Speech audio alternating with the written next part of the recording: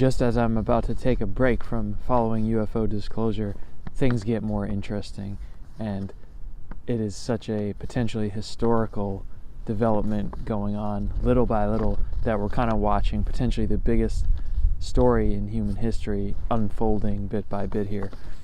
So the Department of Defense, the Pentagon, AARO office, AARO, has released their historical review report.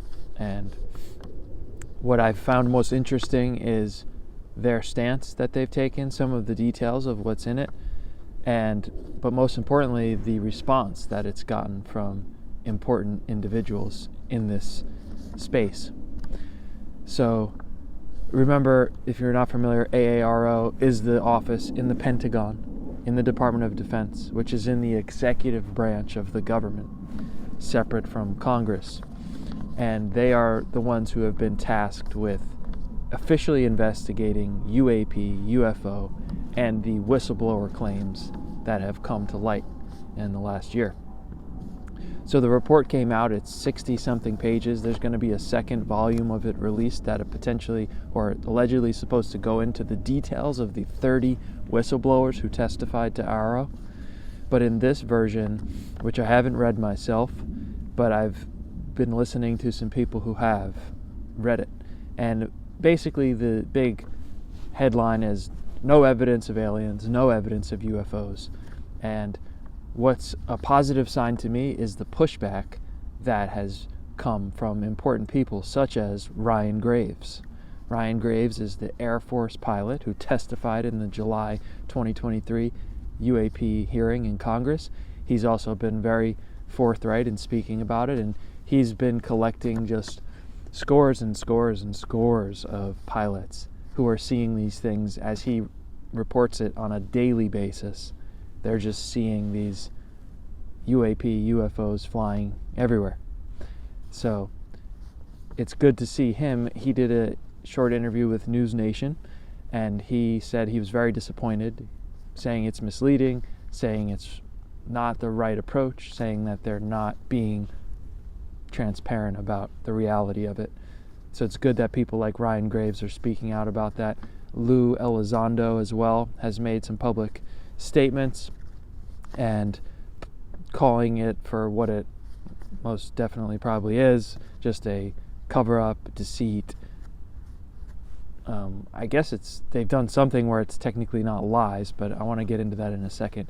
And if you watch the News Nation clips that are covering this, even Chris Cuomo, who not necessarily a big fan of, and he's been very skeptical about this since early on, although he's changed his tune a little bit, even he is calling the Pentagon out as BSing everyone. So it's good to see that rhetoric where it could just be people being like, I guess, there's nothing really here to see. But that's not what's happening.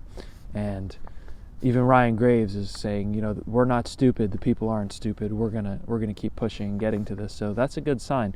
And also Ross Coulthart, I'm on the fence about him. I think that he's obviously doing probably the most incisive investigative journalism into this, but some of his rhetoric over the last couple of years has been a little questionable to me, very much pushing up the fear narrative, and at certain points very much discrediting any possibility that there's man-made UFOs.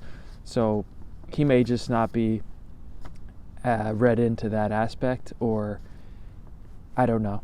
But for sure the intelligence agencies have some type of approach with Coulthart. He's one of the leading journalists, so obviously if they're trying to, whoever it is that's trying to keep this a secret, he's being dealt with to some degree, but he's obviously being able to operate to a substantial degree. Coulthart is saying, actually in this News Nation interview, that he has a list of names and the roles of specific people that have been advisors to Sean Kirkpatrick, former director of AARO, who basically he calls the gatekeepers, and they have been the ones advising him on how to cover it up effectively. And Coulthart also says that this new DOD report has angered insiders who are now coming to him leaking more information, as well as other whistleblowers are now more compelled to come forward and share what they know. in seeing that the Pentagon is not going to be honest about it with the public.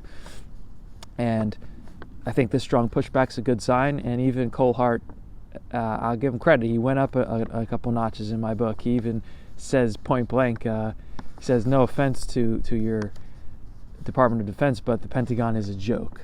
Is a joke about this. So very interesting. Now, another point that some people have highlighted that have read the report is that they use the word extraterrestrial a lot.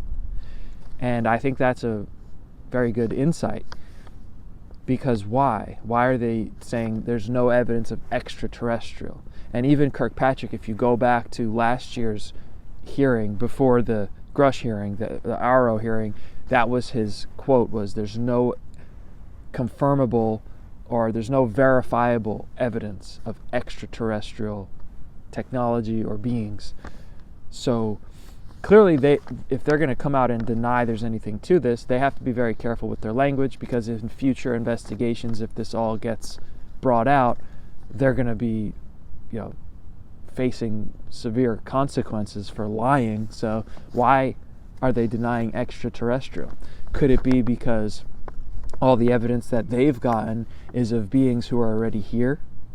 Is that the loophole in the semantics of the language? Is it from beings potentially that are deep in the oceans, in the 95% of the oceans that are unexplored, and all of the USO, the UFOs in the water sightings that have been regular phenomena for many, many years? Is it because that they're not extraterrestrial, they're terrestrial? Is it other potentially underground civilizations on our planet? Or is it something else? Or is it just that they don't have verifiable evidence? Verifiable is an ambiguous term. Why hasn't it been able to be verified? And what Cole Hart and others are saying is because AARO didn't actually try to verify it. So that's worth noting. And even Mike Herrera, which this was a good point that someone picked up on, which is really cool to see this in the AARO report that just came out. They mentioned Mike Herrera's testimony. Mike Herrera is the U.S. Marine who came out as part of the Disclosure Project with Stephen Greer, and he said 2009 he was in Indonesia doing a humanitarian aid mission, and he was in the jungle and he saw this huge UFO, and Americans in black kind of like special forces gear with no insignia, and they basically threatened him and so forth. And he testified. He's said in the few interviews that he's done on podcasts and so forth, he has said that he went to AARO and testified, and then he went to the Senate Intelligence Committee before the AARO. So that is really good to see, I think, because now people like that, who for us, we're taking his word for it, but at the end of the day, it's like, technically he could just say he went to AARO, and if nobody's going to prosecute him for saying that, then, but here in the report we see that Herrera went to AARO. And why would he be making this up? Come on. It would have to be some, I can't even think of why Herrera would make up this whole story, go to AARO, go to the Senate Intelligence Committee, and lie about seeing a UFO and humans in black military gear threatening him. Like, why would he do that? One last note on the Herrera mention is, look at what they say in the report. It says loading containers onto large extraterrestrial spacecraft. Now, if you've listened to Mike Herrera's testimony and the consistency of it every time, he has never said that they were extraterrestrial spacecraft. He said it was a UFO, it was silent, it was hovering, it was huge, it was black, it was shaped like a UFO, but he never said it was extraterrestrial. In fact, his whole premise of his testimony is that it was being run by humans. So very interesting that they threw that in there, extraterrestrial. That allows them to deny the veracity of his claims by saying, oh, well, there was nothing that said it was extraterrestrial. So I think we got to keep a lookout for AARO's language with that word extraterrestrial. The other point that people are bringing up is that another thing actually that Cole Hart said was that the AARO's witnesses that have gone there and testified there hasn't been as many, and they haven't shared everything that they shared with the Senate. So that's also interesting. Coulthart says that he knows that for a fact, and if that were true, that would be interesting. I've certainly heard, for example, Stephen Greer explained that they did that on purpose. They gave a full testimony to Congress first and then went to the AARO skiff, and maybe they didn't tell them as much because maybe they didn't trust them. Maybe they didn't want them to know what they knew, because if they realized AARO was part of the control group, the cover-up group, then if they could really know what the witnesses knew, then they'd start figuring out how to cover it up. Interesting to think about. Now, the whole other piece to this that I think is worth thinking about is the executive branch, the president. Of course, that's where the Department of Defense is within, the executive branch, and Biden has been virtually silent about this issue. If you've ever heard of the Farsight Institute, they are a remote viewing study group, and you can check them out. Now, you may have different views on remote viewing. We do know that it's been used with a degree of success in the military for many years.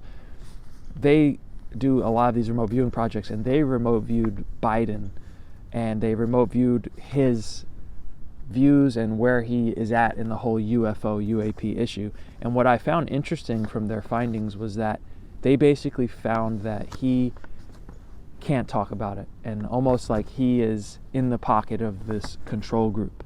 And there was something about Epstein and children, and this really rung a bell with me, because from early on, I'm talking way back when Biden was becoming a VP with Obama, I remember seeing these videos on YouTube. I don't know if they're still there, but at that time, it was a photo shoot with a bunch of senators and congressmen, and he was touching all of these young girls. It was so blatantly obvious, and I was watching this just kind of shocked that that was happening. And even one of the Congress people went up to Biden and pushed his daughter away and was like, keep your hands up. Biden was literally putting his hand like on the chests of some of these young girls posing for these pictures. It's crazy. I don't know if those videos are still out there. That's why when he was running for president, I was like, damn, somebody's going to dig that up. But apparently that hasn't been an issue. So I think it's very plausible that Biden may be a pedophile. Based on those videos I saw when he was VP, super sketchy. And I thought that was interesting, because let's say that there's hard evidence of him going to Epstein Island, hard evidence of him being a pedophile. The control group could have that blackmail on him easy and be like, oh, you're going to do any kind of presidential order to bring out the UFO secrets? Well, then this is what's going to happen to you. And that would make a lot of sense why Biden is silent on this, and why DOD and everything coming from the executive branch, for the most part, besides the Schumer amendment, has been just, moving forward the cover-up and denying the reality of it. One last note about Biden. When he was a senator back in the early 80s, he was leading the charge on having greater secrecy and more highly classified information. So we can see he does have a track record of wanting to keep things secret.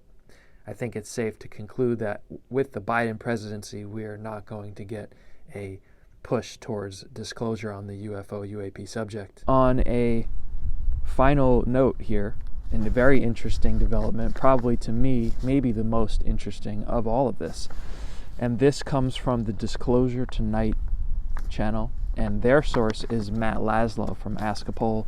That's the guy, the investigative journalist who's in Washington, and he's questioning Congress people every day on this UFO UAP issue.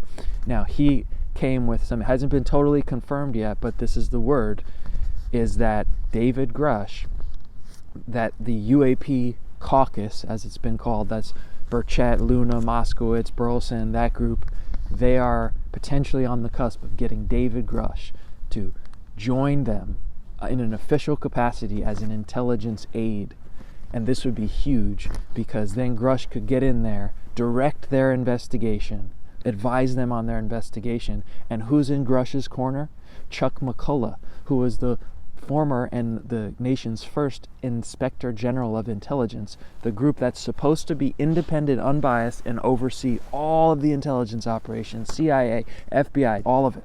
And they are he did it for 8 years, 7-8 years, and you can look at Chuck McCullough and everything that he's done. I think he's actually an honest person. Grusch would be in Congress's corner with Chuck McCullough in his corner. We already know the current ICIG is at least partially on board. Otherwise, he wouldn't have let Grusch come forward, wouldn't have stamped his claims credible and urgent. So I think if this happens, it would be a win and a move in the right direction. And of course, Grusch apparently would get his security clearances back once he's working in that capacity, and that would help Congress get into what they need to go in an optimistic, positive light. So, I mean, it is good in that sense. And on a final note here, just to wrap it up, I just want to think about or raise the question, what is the Pentagon's strategy? What is AARO's strategy with releasing this report? There's so much strong evidence and so many people on the inside in high positions who have already said they've seen the compelling evidence and testified to all of the reality of what's going on here. So what's the Pentagon's strategy in coming out with this full denial report? My takeaway is, on a basic level, probably just buying more time, probably just pushing it off further, probably being very careful with their language so that in a further investigation in the future, they can just deny any knowledge of anything, deny that they lied about anything. So I would assume it's just to buy more time, but it's interesting to think about, why would they be still holding back on this when it's getting to where it's going now? And that's my best initial guess, is just to prolong it as much as they can, maybe so that they can cover up or figure out how they're going to survive this best. But let me know if you have any different thoughts, and it should be interesting. Hopefully things will continue to move, and I am encouraged by the pushback from people like Ryan Graves and this claim, this potential breaking story that Grusch may join the UAP Congress in an official capacity. So let me know what you think, and thank you for watching, and I'll see you in the next one.